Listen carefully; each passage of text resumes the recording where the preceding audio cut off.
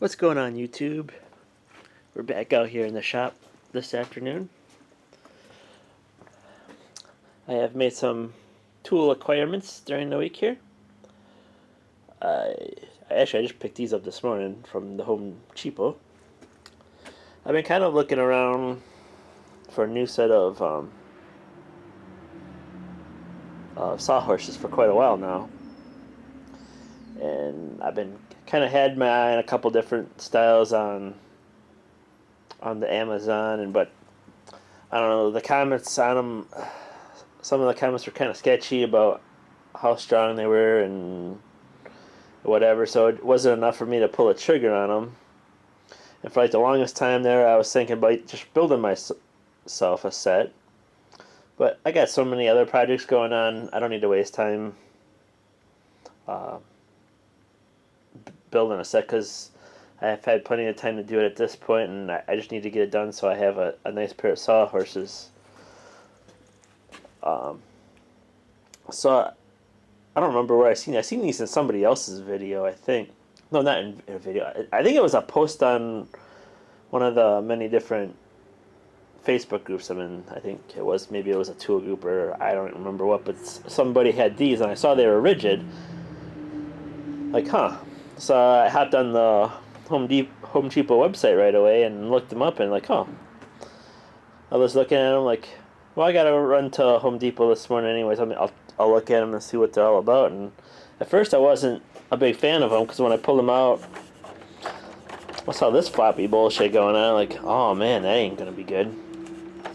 But then after I set it out, the legs pretty much locked that in, and it's a real nice sturdy unit.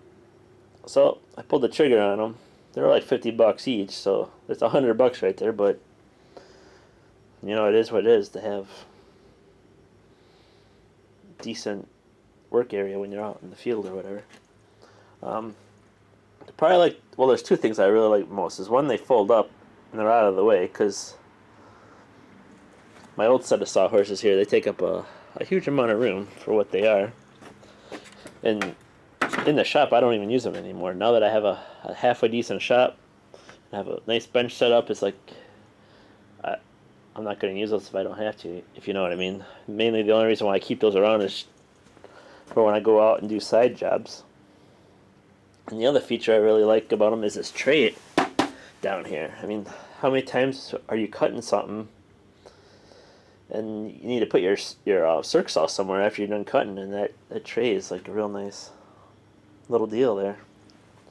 So sitting on the ground or whatever. Well, I guess a third feature is I really wanted something with a replaceable 2x4 or spot for a put 2x4 in, because one of the biggest questions anytime these have ever shown up in any of my videos is, why do you cut through your sawhorse?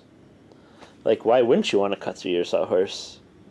Are you going to sit there and risk hurting yourself, leaning half your workpiece way off in the no man's land, trying to balance it, trying to cut a straight line at the same time? Why don't you just put it on top of your sawhorses, cut your line, you don't have to worry about where the fall off is, everything is there, it doesn't move on you. That's why I always like the ability to cut through my sawhorses.